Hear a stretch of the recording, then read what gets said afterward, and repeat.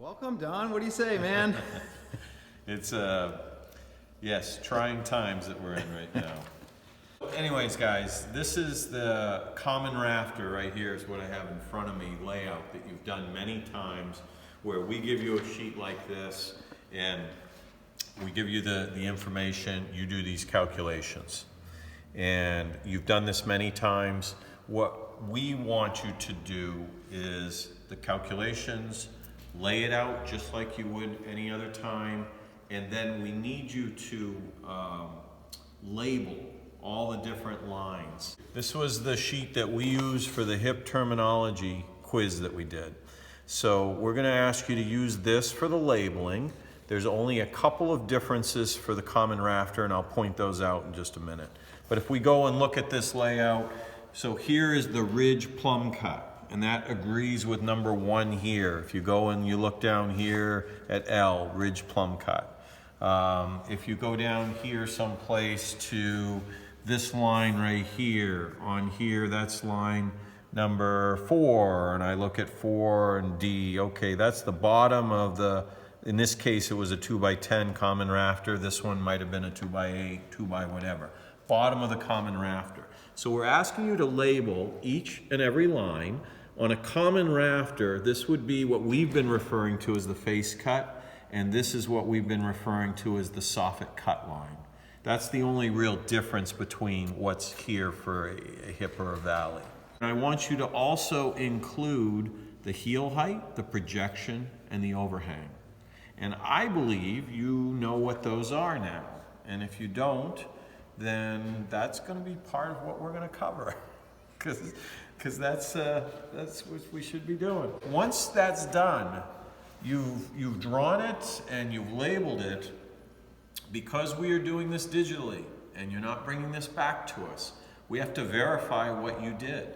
And you're going to see this, you're going to see all 3 of these pieces of paper in a electronic folder. As we go down through each of these, this will get changed. This says using video. We're actually going to ask you to just take photographs of each of these points. So the first one says the slope at the ridge, framing square.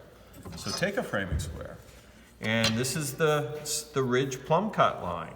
I want you to lay out your framing square just the way you did to draw that line so that I can see what the slope is. Now here, of course, I've got something that's around, you've got to be accurate. If this says 6 and this says 10 3/8, is that the slope? No. So I've got to continue to play with this until I get the proper lines here, and now I can take a reading and I know what the slope of that is. You have to then take a photograph of this so that I can verify that you drew the correct slope. And I will assume that if you've got the correct slope on a common rafter here, that you've probably got the same one here and here. So I want you to go right down this checklist. The next one says ridge reduction. That's a measurement. I need you to take your tape measure, place it right on there, line up one of the inch marks, so that and then take a photograph of it, so I can see that you have the correct ridge reduction. Same thing with the line length. Put your tape out, lock it in place, take a picture right here. As long as this is at the very end, which there it is, then I could take a picture right here and I would have what the line length is. We're not going to go through every single one of them, but work your way right down through them. 3 of them or 4 say visual. I'll be able to tell whether you have the correct cut line arrows up here by just one of your other photographs. It'll show up. Same thing if the sheathing's down here. So that's what we're asking you to do. This sentence at the bottom, please review the private verification video from Curry.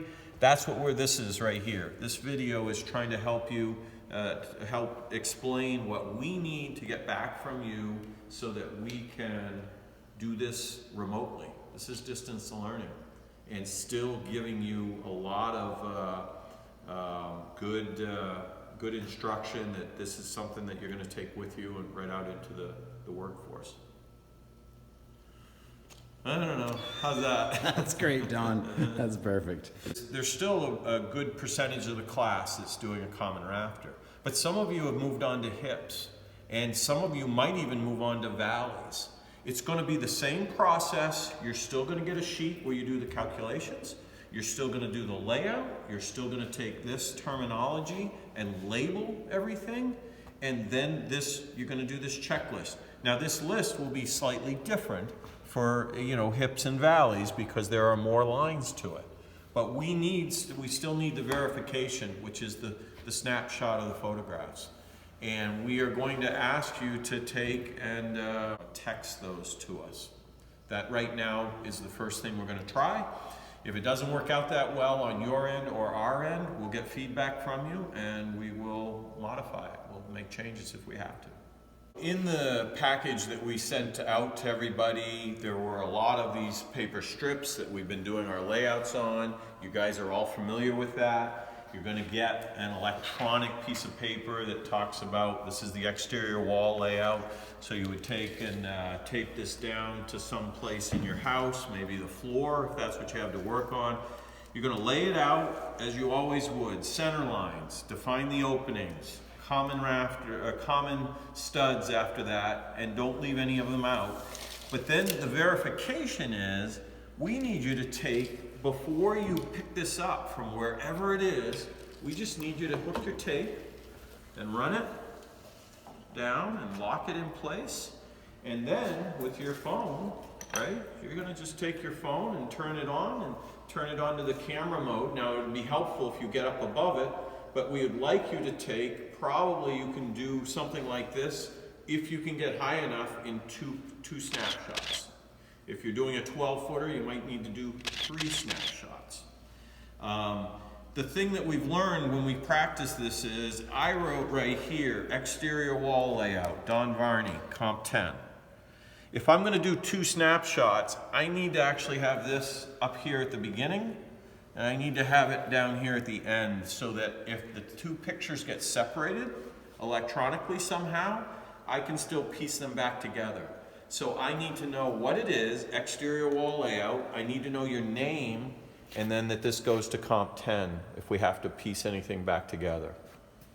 So hopefully that's pretty straightforward. I guess I would recommend, if you're not doing it on the floor, maybe get up carefully on a chair. I'm sure that's OSHA approved. You don't have to put on a safety line because you're less than 6 feet tall. So, but then try to get that picture and try to get it. If you have to take it in 3 snapshots, that's okay. But if you can get it in 2 snapshots, that's all we would need. That's probably it. Okay, excellent.